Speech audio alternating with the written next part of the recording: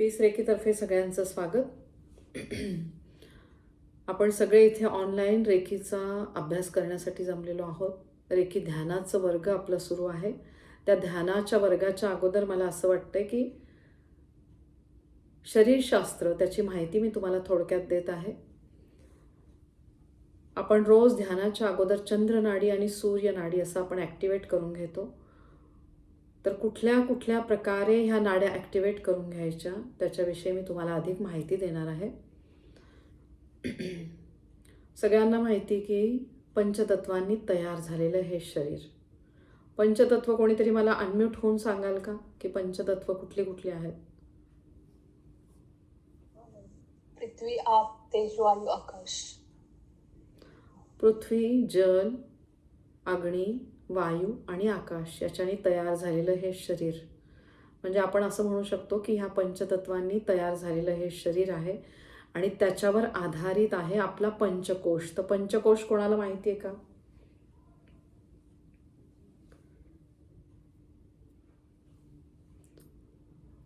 काहीतरी थोडंसं तुम्हाला काहीतरी हिंट असेल का की पंचकोश म्हणजे काय ॲक्च्युली?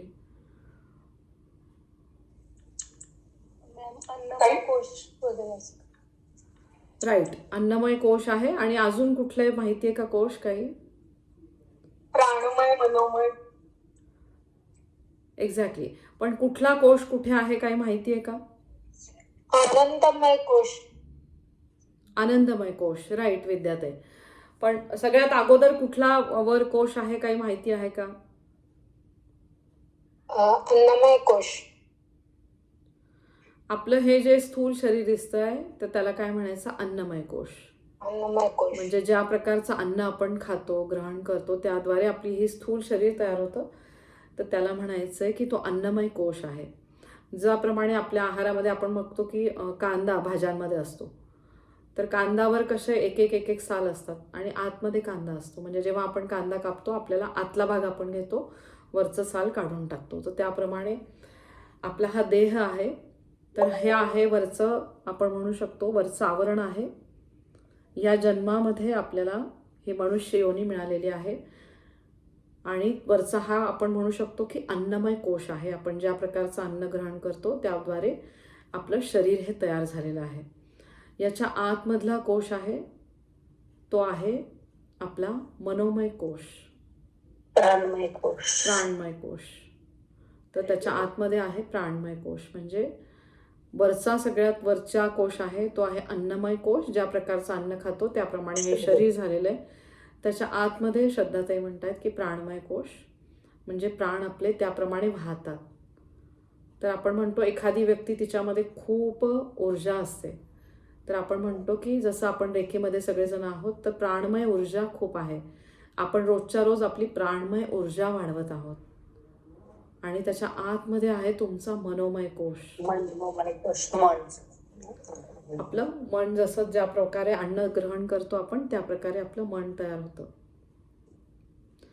आणि त्याच्या आतमध्ये आहे अजून आपला एक पहिला झाला आपला अन्नमय कोश, प्राणमय कोश, प्राणमय कोश, मनोमय कोश, विज्ञानमय कोश, बुद्धी. अगदी बरोबर श्रद्धाताई. तर विज्ञानमय कोश म्हणजे जेव्हा तुम्ही आठवून बघा की रेकीची दीक्षा घेण्या अगोदर तुम्हाला किती प्रकारचं नॉलेज होतं आणि आता रेकीमध्ये आल्यानंतर तुम्हाला किती प्रकारच्या तुम्हाला माहिती कळत आहेत. तर तो आहे आपला विज्ञानमय कोश. म्हणजे आपल्याला नवीन नवीन गोष्टी कळायला लागतात जेव्हा आपण रेकीची दीक्षा घेतो. आणि ही रेकीची दीक्षा जेव्हा तुम्ही एक स्तर घेता, 2, 3, 4 स्तर झाल्यानंतर पुढे आहे ग्रँड मास्टरचा प्रवास. तर तो प्रवास तुम्हाला मास्टरपर्यंतचाच, त्याच्यामध्ये पण खूप गोष्टी तुम्हाला यायला लागतात. तर तो आहे आपला विज्ञानमय कोश. आणि त्याच्या आतमध्ये आहे, एकदम आतमध्ये तो आहे आपला आनंदमय कोश. तर आनंदमय कोशाची व्याख्या कोणी सांगू शकेल का? जसं श्रद्धाताई सांगतायत आता. काय असू शकेल? नाही का आनंदमय, आतून परमानंद म्हणजे आतून आनंद. अगदी बरोबर, बरोबर सांगतायत श्रद्धाताई. बघा जेव्हा आपण मी नाही सांगितलं. हो श्रद्धाताई सांगा ना, तुम्ही सांगा. नाही, माझं पण नाव श्रद्धा आहे. अच्छा अच्छा, हा हा हा, ठीक. 2 श्रद्धाताई आहेत. तर एक श्रद्धाताई पुण्यातल्या आहेत आणि दुसऱ्या श्रद्धाताई पुण्यातल्या आहेत का दुसरीकडच्या आहेत?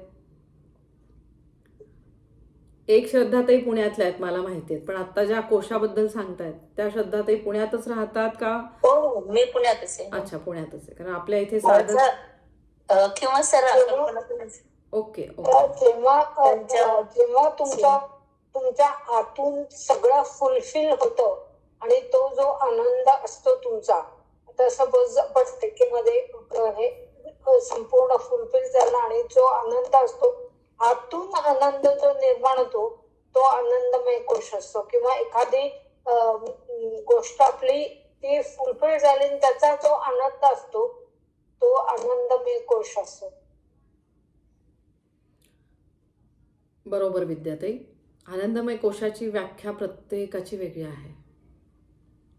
म्हणजे बघा, आपला जन्म झाल्यापासून आपल्या आनंदमय कोशाची व्याख्या वेगळी आहे. लहानपणी आपल्याला एक चॉकलेट जरी मिळालं तरी आपण आनंदमय कोशामध्ये जात होतो. पण हळूहळू आपल्या अपेक्षा वेगवेगळ्या वाढत गेल्या. मग जसं आपण म्हणतो की लग्न झाल्यानंतर मग आपली वेगळी अपेक्षा असते. मग ती गोष्ट मिळाल्यानंतर आपण परत आनंदमय कोशात, म्हणजे छोट्या छोट्या, आणि अजूनही असं आहोत की आपल्याला अजूनही बऱ्याचशा गोष्टी पाहिजे आहेत आणि मग आपण म्हणतोय की मग मी आनंदमय कोशामध्ये आहे. तर रेकीमध्ये आपल्याला पूर्ण तृप्तता मिळायला लागते. आहे तो क्षण भरभरून जगा, दॅट इज आनंदमय कोश. कोणाची आनंदमय कोशाची व्याख्या अशी असू शकते की मला ठराविक गोष्टी मिळाल्यावर किंवा एखाद्या ठिकाणी गेल्यावर, म्हणजे एक बघायचं असतं फॉरेनमधल्या काही असतात, त्या ठिकाणी गेल्यावर बाबा मी एकदम खुश, मला एकदम छान. तर किंवा आपल्या मुलांची लग्न झाली, मुलांची शिक्षण झाली, किंवा एखादी इच्छा तुम्ही मनात ठेवली आणि ती इच्छा फुलफिल झाली तर तो आनंद आपण म्हणतो गगनात मावत नाही, तो आतून आनंद असतो. Yes, exactly. विद्याताई एवढं भरभरून बोलतायत तर मी सांगू शकते की विद्याताई ह्या जवळपास 2 वर्षापासून आपल्या ग्रुपमध्ये आहेत. आणि विद्याताई आत्ता सध्या ज्या बोलू नव्हत्या शकत, ज्यांना काही हेल्थचे प्रॉब्लेम आले होते आणि हेल्थचे प्रॉब्लेम आल्यामुळे त्यांच्यासाठी आत्ता त्या बोलू शकतायत, त्यांना खूप बोलावंसं वाटते, दॅट इज हर आनंदमय कोश. म्हणजे त्यांची एक बाजू पॅरलाईज झाली होती आणि एक बाजू पॅरलाईज झाल्यानंतर त्यांना हालचालही करता येत नव्हती.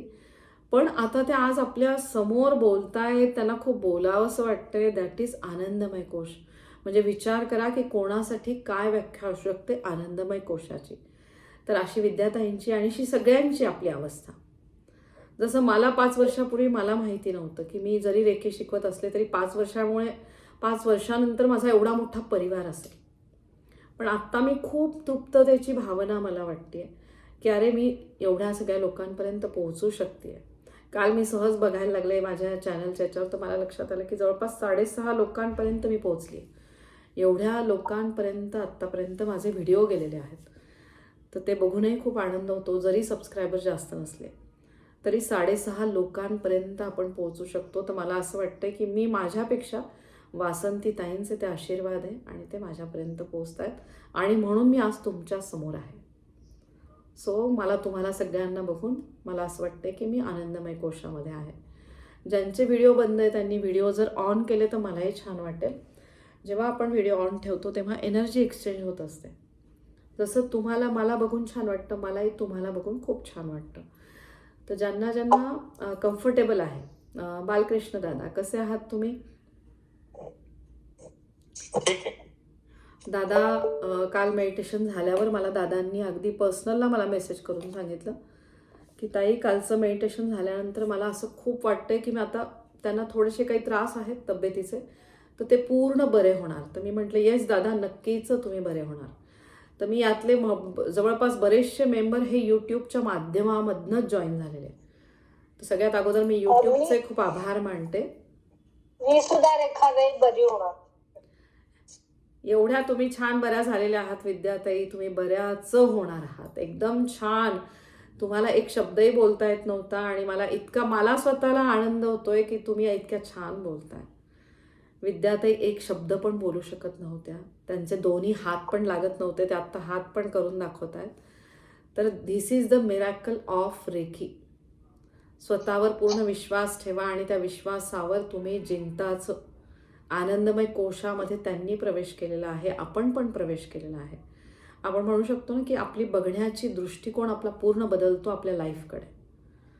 सो हा आहे आनंदमय कोश. आणि ह्या आनंदमय कोशामध्ये जेव्हा आपण वारंवार राहतो तेव्हा आपल्याला खरी अनुभूती यायला लागते. आज आहे शिवरात्र, म्हणजे शिवशक्तीचा दिवस. म्हणजे आपण म्हणू शकतो की वैश्विक शक्ती आहे, रेकी आहे, ही शिवशक्तीच आहे. आणि ह्या शिवशक्तीचेच आपल्याला आशीर्वाद मिळत आहेत. ज्या ज्या दिवशी शिवरात्र असते, सोमवार असतो, गुरुवार असतो, त्या दिवशी मला असं आतनं काहीतरी जाणवते एनर्जी, आणि असं वाटतं की अजून मला खूप करायचं आहे, कार्य खूप करायचं आहे आणि खूप लोकांपर्यंत मला अजून पोहोचायचं आहे. तर नक्कीच तुम्हाला या रेकीच्या ध्यानाद्वारे खूप छान तुम्हाला अनुभूती येत असतील. ऑलरेडी मला यातल्या बऱ्याच जणांनी सांगून झालेलं आहे. त्यातली अनिता आहे, मग अजून मी म्हणू शकते की वर्षा आहे जी संभाजीनगरमधनं जॉईन झालेली आहे, लता आहे, तिला ज्या काही दैवी अनुभूती येत आहेत.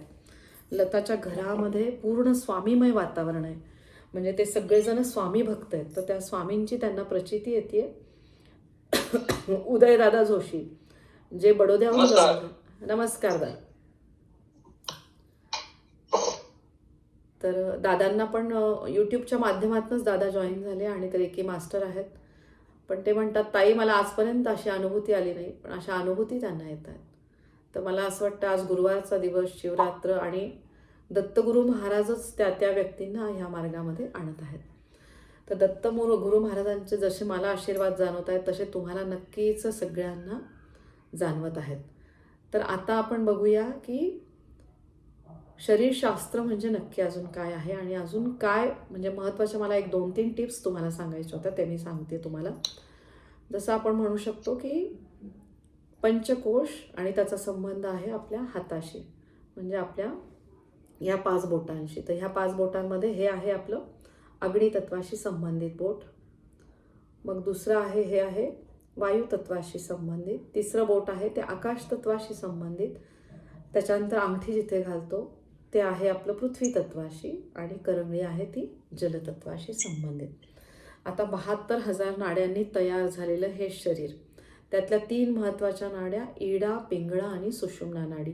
इडा म्हणजे चंद्रनाडी, डाव्या बाजूची नाकपुडी. पिंगळा नाडी म्हणजे सूर्यनाडी, उजव्या बाजूची नाकपुडी. आणि सुषुम्ना नाडी जी आहे तुमच्या माकड हाडाच्या मधोमध. तर इडा आणि पिंगळा नाडीवर तुमचं पूर्ण हे शरीर आधारित आहे. हा तुमचा स्थूल देह आणि श्वास. तर आपण ध्यानाच्या अगोदर ह्या नाड्यांना ॲक्टिवेट करून घेतो आणि मग आपलं रेकीचं ध्यान आपण सुरू करतो. तर सगळ्यांना आपली पहिली पद्धत माहिती आहे की चंद्रनाडी सुरू करून घ्यायची.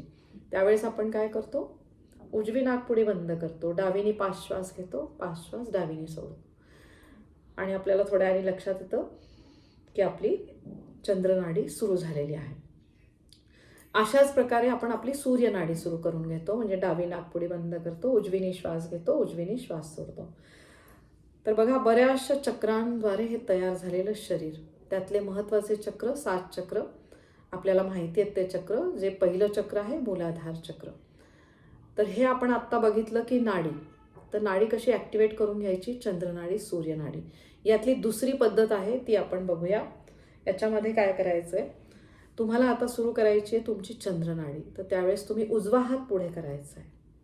उजवा हात पुढे करून तुम्हाला ज्या बाजूची नाडी ॲक्टिवेट करायची तो हात त्याच्यावर ठेवायचा आहे, आणि तो हात त्याच्यावर ठेवून तुम्ही बघा श्वास घेऊन. ही पद्धत सगळ्यांनी करून बघा, ही पद्धत कोणीच केलेली नाही आहे. खोल श्वास घ्या, खोल श्वास सोडा.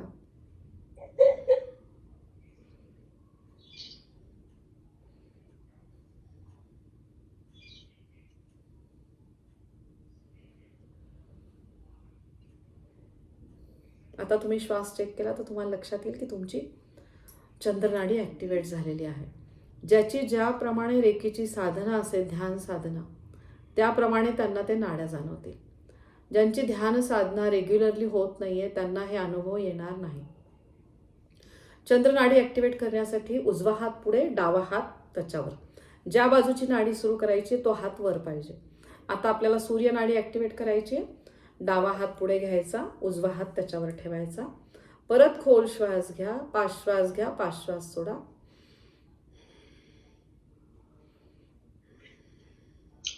डाव्या हातात उजवा ठेवायचा. हो हो, असा डावा हात घेतला, त्याच्यावर उजवा हात ठेवला.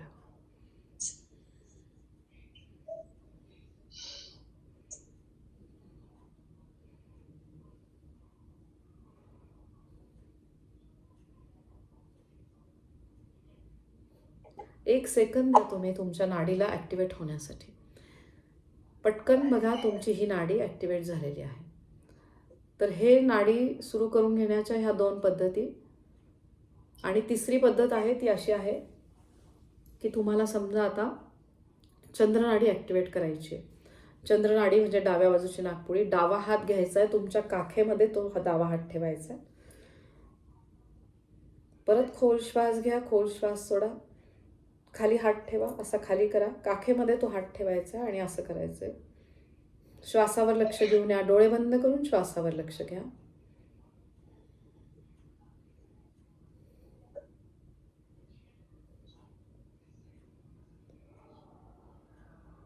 इथे जर तुम्हाला जास्त जाणवत नसेल तर फक्त हात असा खाली आणि वर करायचा असं. बघा तुम्हाला जाणवेल की. आणि मग परत श्वास घ्या आणि श्वास सोडा.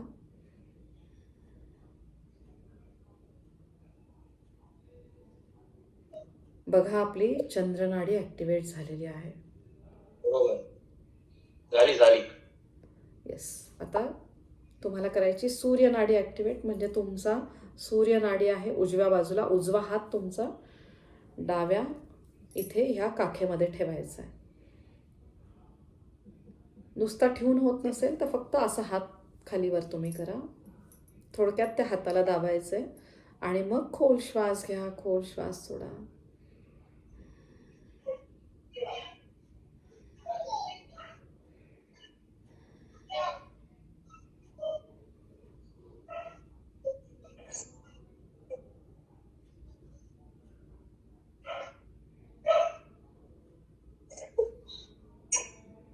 बघा हे आहे नाडीशास्त्र. मी तुम्हाला परत एकदा सांगते, ज्याप्रमाणे ज्यांचे ध्यान होतात त्यांना हे अनुभव लगेचच यायला लागतात. म्हणजे सातत्याने तुम्ही ध्यान करणं खूप गरजेचं आहे. तर आपण नाड्यांचा पण अभ्यास करतोय सोबत. जसं मी तुम्हाला म्हटलं की आपण काही ध्यानाच्या वेळेस आपण सूर्यनाडी ॲक्टिवेट करतो, काही वेळा आपण चंद्रनाडी ॲक्टिवेट करतो. तर ह्या 3 महत्त्वाच्या नाड्यांवर तुमचं आधारित आहे शरीरशास्त्र. आणि ह्या शरीरशास्त्राचा अभ्यास आपल्या पुराणकालीन ग्रंथांमध्ये लिहून ठेवलेला आहे. त्याला म्हणायचं शिवस्वरोदय शास्त्र. त्याच्यामध्ये आपण म्हणू शकतो की शंकरदेव आणि देवी पार्वती यांच्यामधला संवाद. जेव्हा देवी पार्वतींनी विचारलं शंकरदेवांना की ही जी मनुष्य योनी आहे ही सक्षम राहण्यासाठी कुठल्या गोष्टी महत्त्वाच्या आहेत, त्यावेळेस शंकरदेवांनी देवी पार्वतींना सांगितलं ते आहे शिवस्वरोदय शास्त्र. की जर मनुष्याने आपल्या नाड्यांवर लक्ष दिलं आणि त्याप्रमाणे श्वास घेतले आणि श्वास सोडले तर कितीतरी गोष्टी त्यांच्या शक्य व्हायला लागतात आणि ह्या मनुष्य योनीमध्ये त्यांचं आयुष्य वाढण्यासाठी मदत होते. तर असं आहे हे नाडीशास्त्र. आणि याच्यामध्ये तुम्ही अजून काय करायचं आहे, आता आपल्या नाड्यांवर लक्ष द्यायचं आहे. आणि आता आपल्या बीजमंत्र सगळ्यांना माहिती झालेली आहेत. रेखीमध्ये आपल्या प्रत्येक चक्राला एक बीजमंत्र आहे. तर परत सगळ्यांनी एकमेकांवर हात चोळायचे. रेखी शक्तीची मनापासून प्रार्थना करा. सगळ्या रेखी गुरूंचे आभार मानायचे, वासंतीताईंचे खूप आभार मानायचे. मग त्यानंतर वैश्विक शक्तीला आवाहन करायचे की माझ्या सहस्त्रहार चक्रातनं आतमध्ये येऊन माझ्या सगळ्या चक्रांना भरपूर ऊर्जा मिळू दे आणि माझ्या दोन्ही हातांद्वारे भरभरून ही ऊर्जा वाहू दे.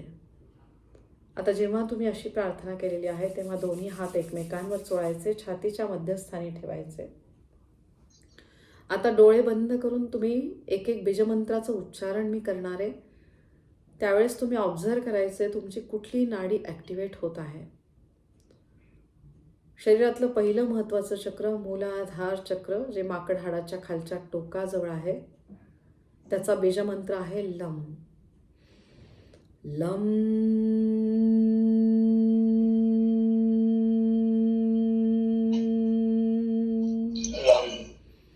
लम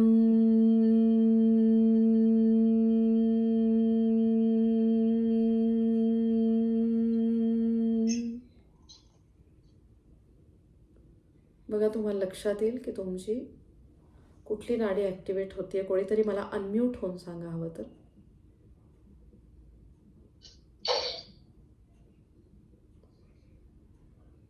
सूर्य नाडी तुमची ॲक्टिवेट झालेली आहे. मूलाधार चक्राचा संबंध माझी सूर्य नाडी. अगदी बरोबर. पुढचं बीजमंत्र म्हणायचंय परत लक्ष देऊन. वम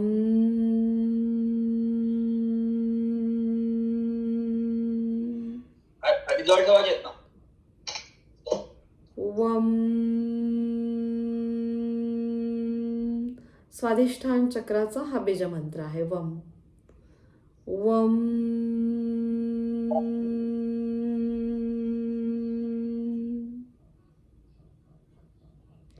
जेव्हा तुम्ही वम म्हणता, चंद्रग्रहाशी संबंधित असलेले हे चक्र तुम्हाला जाणवेल की तुमच्या डाव्या नागपुडीमधनं चंद्रनाडी तुमची ॲक्टिवेट झालेली आहे.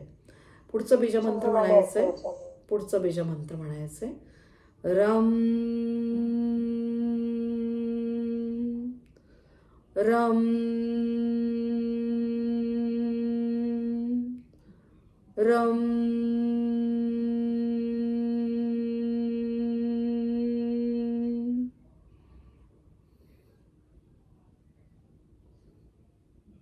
आता सूर्य नाडी ॲक्टिवेट झालेली आहे. पुढचा बीजमंत्र अनाहत चक्राचा. यम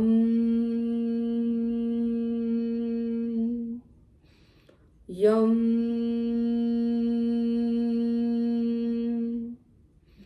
यम.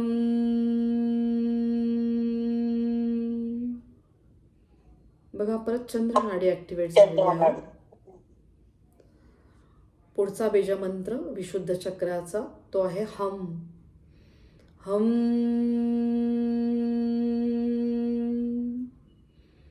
हम हम.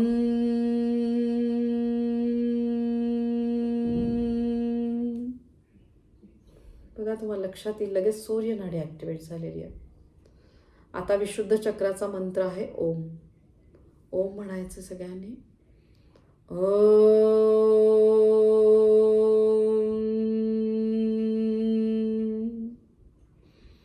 ओम.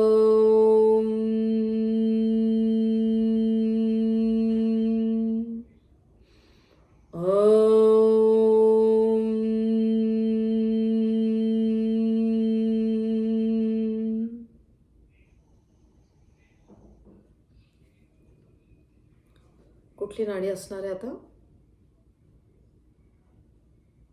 चंद्रनाडी ॲक्टिवेट झालेली आहे तुमची.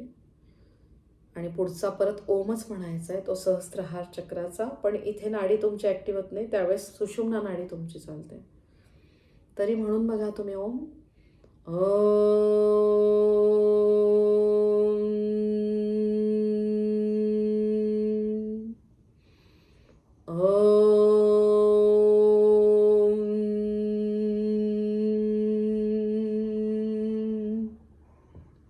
मकारला जास्तीत जास्त लांब व्हायचंय.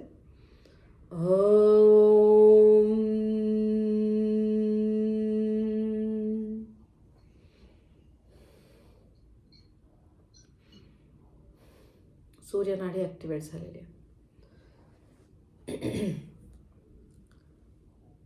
तर असा हा आहे हे नाडीशास्त्र शिवस्वरोदय. आता उद्यापासून सगळ्यांनी ऑब्झर्व करायचं की आपली नाडी कुठली सुरू आहे. म्हणजे तुम्ही ज्या बीजमंत्राचं उच्चारण करायचं आणि बघायचं की कुठली नाडी सुरू आहे. सगळ्यांना लक्षात आलंय हे नाडीशास्त्र. अजून याचा पुढचा भाग आहे ते मी उद्या सांगते तुम्हाला, कारण आता रेकीचं ध्यान पण आपल्याला करायचं आहे. रेकीच्या ध्यानाला आपण सुरुवात करूया.